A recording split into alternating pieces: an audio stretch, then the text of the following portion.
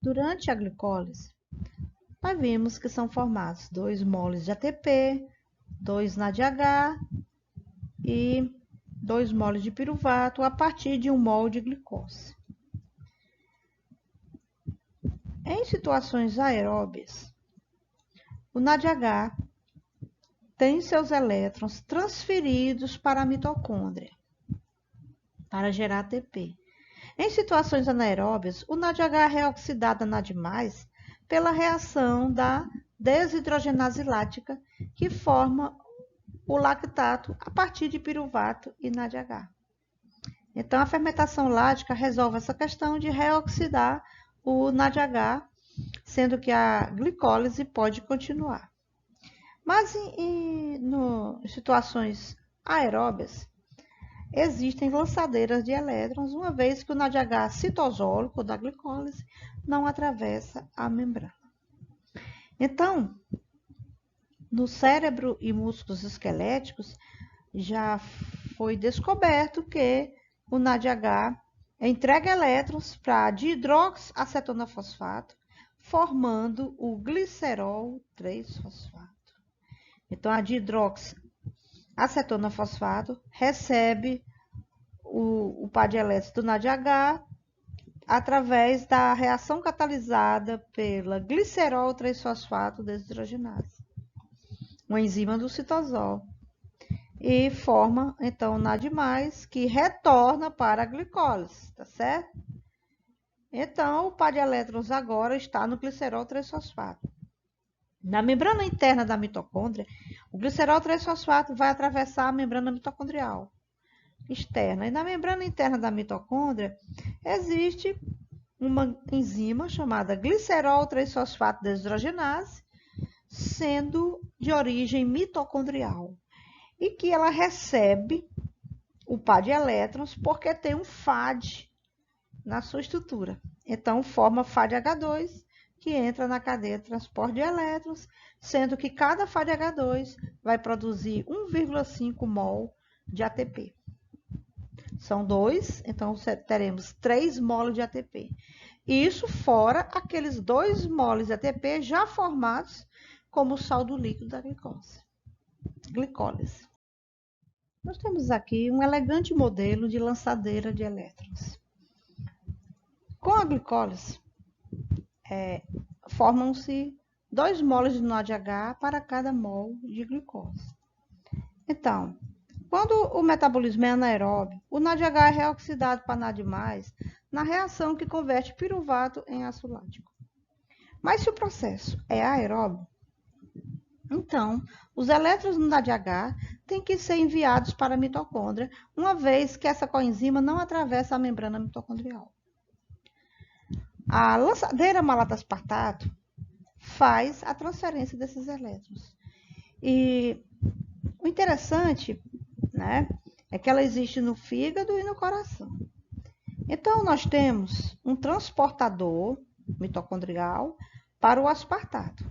Então, o aspartato sai da mitocôndria e vai para o citosol. E nós temos um transportador de malato, né, nos dois sentidos.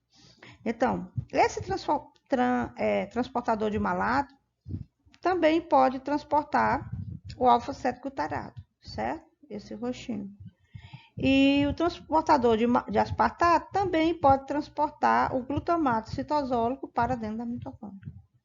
Então, aqui nós temos 3 ciclos de reações. A glicólise, que ao entregar o par de elétrons do NADH para o oxalacetato, né, formando malato, já reoxida o NAD+, e pode continuar, né, a glicólise. O malato atravessa a membrana mitocondrial e na mitocôndria entrega o par de elétrons para um NAD+, formando NADH. E o malato fica agora convertido em oxalacetato. O oxalacetato mais o glutamato são transaminados para dar aspartato e alfa-cetoglutarato, certo? Pela enzima AST. Então, O aspartato agora atravessa a membrana mitocondrial porque tem um transportador de membrana. E agora o aspartato pode ser transaminado novamente com alfa-cetoglutarato para formar o glutamato e o oxalacetato. Então, se você observar, por transaminações, o oxalacetato é convertido no aspartato e o glutamato no alfa-cetoglutarato. No citosol, ocorre uma transaminação direta, né, a reação direta, aspartato mais alfa-cetoglutarato, formando glutamato e oxalacetato. Então, esses produtos não são consumidos, porque eles são regenerados. Você pode ver que todo o sistema é regenerado. E o que vai gastar realmente aqui? O NADH, ele vai para a cadeia transportadora de elétrons, né? E vai voltar a ser o NAD+, e a cadeia vai consumir oxigênio, certo? Então, nós vamos gastar oxigênio para reoxidar o NADH e também usar energia para a formação de ATP. Outro gasto que tem aqui é da glicose. A glicose está sendo gasta na glicólise e o restante está sendo tudo reutilizado nesse elegante modelo dessa lançadeira. Então, nós temos que ver que, uma vez que o NADH foi para a cadeia transportadora de elétrons, para 1 mol de NADH, 2,5 moles de ATP são formados por fosforilação oxidativa. Agora que nós já vimos todo o metabolismo da glicose. Então, a glicólise acontece no citosol da célula. 1 mol de glicose gera 2 moles de piruvato, 2 NADH e 2 moles de ATP. Vamos guardando aqui. Ocorre o lançamento dos elétrons do NADH citosólico, que nós acabamos de ver por 2 lançadeiras, a glicerol 3-fosfato e a malata aspartato, para a mitocôndria. Então, cérebro e músculos utilizam a lançadeira do glicerol 3-fosfato, 2 NADH entrega elétrons para o glicerol 3-fosfato, que entrega para a FAD, formando 2 moles de FADH2. Tá certo? No fígado, nós temos outra lançadeira. É a malata aspartato, fígado e coração. Então, 2 NADH entrega elétrons para o malato, que entra para a mitocôndria, né? E aqui está faltando o nome mitocôndria, né, pessoal? E forma 2 NADH mitocondriais. Continuando o balanço, né? Então, vamos agora trabalhar com o piruvato. Na glicólise, 2 moles de piruvato foram formados. Então, 2 moles de piruvato entram na mitocôndria e são convertidos em 2 moles de acetil-CoA, tá certo? Formando 2 NADH e 2 CO2. Esses produtos nos interessam, né? Aí depois nós temos o ciclo de Krebs, né? Então, ocorre na matriz mitocondrial. O que vai acontecer no ciclo de Krebs? Os 2 moles de acetil-CoA formados vão ser oxidados. Uma volta do ciclo de Krebs consome um acetil-CoA. Então, 1 mol de acetil-CoA dá uma volta. 2 moles dão 2 voltas. Em uma volta do ciclo formam 3 NADH, 1 FADH2, 2 CO2. Em uma volta. Porque acetil tem 2 carbonos que vão sair nas descarboxilações do ciclo. Então, multiplicando tudo por 2, teremos 6 NADH, 2 FADH2, 4 CO2. Vamos gastar 4 moles de água e vamos formar 2 moles de ATP, porque são 2 voltas. Não sei. Seguindo no balanço, nós podemos agora considerar o que vai acontecer com o NADH e o FADH2, né? Da glicólise, certo? Então, se esse NADH tiver os seus elétrons transferidos pela lançadeira do glicerol 3-fosfato, como ocorre nos músculos esqueléticos e cérebro, nós teremos, com toda a formação do NADH que nós já vimos no ciclo e lá na glicólise, nós vamos ter 8 NADH, certo? Que são mitocondriais, e 4 FADH2, sendo que 2 desses FADH2 vieram pela lançadeira, 2 deles. Os outros 2 são do Sid Krebs. Então, nós multiplicamos por 2,5 o NADH e 1,5 o FADH2. Assim, teremos 20 moles de ATP e aqui 6 moles. Mas vocês têm que levar em consideração, né? Aqui dá 26. Mas você tem que levar em consideração que nós tivemos 2 moles de ATP na glicólise, né? E 2 no Sid Krebs.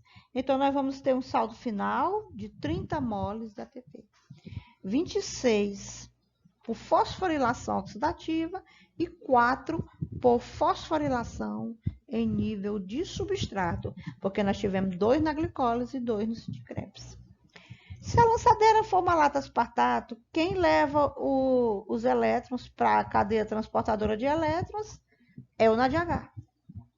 Então, somando os 2 NADH da glicólise e 8 que foram formados previamente, já na mitocôndria, então nós teremos 10 NADH e apenas 2 FADH2 do Sid Krebs.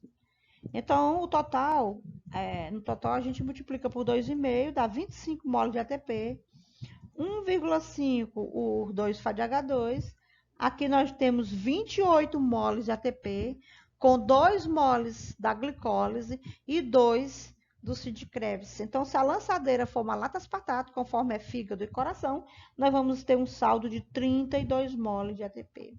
Então, tem 2 moles de ATP a mais quando a lançadeira do NADH citosólico é uma lançadeira de glicerol 3-fosfato. Temos, então, a reação final. Se você observar aqui a reação final. C6H12O6 é um mol de glicose. É a glicose, um mol. 6 moles de O2 foram consumidos. Foram formados 6 moles de CO2. 2 moles na descarboxilação dos 2 moles de piruvato e 4 moles no Sid Krebs, porque foram dadas 2 voltas. E 6 moles de água, né? Então, o quociente respiratório da oxidação completa da glicose até CO2 e água, o quociente é 1, porque você tem o volume de CO2 dividido pelo volume de O2. Então, vamos pegar as relações estequiométricas, né? 6 dividido por 6, né? Nós temos aqui o número de moles, então vai dar 1, né? Então, quando o quociente respiratório é 1, os carboidratos estão sendo utilizados. Então, nós temos aqui o rendimento total. Se todo o ΔG0 das reações, que é a variação de energia livre de Gibbs padrão, né? Se forem somados todos os ΔG das reações, desde quando começou a glicose até o final em CO2 e água, né? Nós vamos passar pela glicólise, pela formação do acetil-CoA, vamos ter o Sid Krebs, a cadeia de transporte de elétrons com a fosforilação oxidativa. A soma das reações tem umas que são exergônicas e outras endergônicas, mas a soma vai dar menos 686 quilocalorias por mol. É um processo altamente exergônico. Vocês podem ver que a glicose 6-fosfato, a energia da ligação da glicose ao fosfato é muito baixa. Não dá nem para formar um mol de ATP. Mas se ela entrar numa rota metabólica, essa glicose entra numa rota metabólica, né, na forma livre, sendo fosforilada e passando por todo o processo, até CO2 e água, libera uma quantidade muito grande de energia. Se toda essa energia fosse utilizada para formar ATP, o rendimento seria 100%. Mas nós sabemos que se formar 32 moles de ATP vezes 7,3, que é a energia para 1 ATP, teremos 236,6 quilocalorias, convertidas em ATP. Então, do processo, 686 quilocalorias seria 100%, 233,6 foi o que foi efetivamente convertido em ATP. Então, nós temos aproximadamente, arredondando, 34% da energia convertida em ATP. Mas se a lançadeira for do glicerol 3-fosfato e formar apenas 30 mol de ATP, 30 vezes 7,3 vai consumir 219 quilocalorias dessa quantia, né, que nós temos de energia. 7,3 é para formar um ATP. Então, 30 daria 219 quilocalorias. Então, seria X. Aqui daria 31,9% na forma de energia, né? Então, na forma de ATP. Então, há um rendimento muito bom para a formação de ATP no processo aeróbio. No processo anaeróbio, forma apenas 2 ATPs, o saldo de 2 mols de ATP por mol de glicose.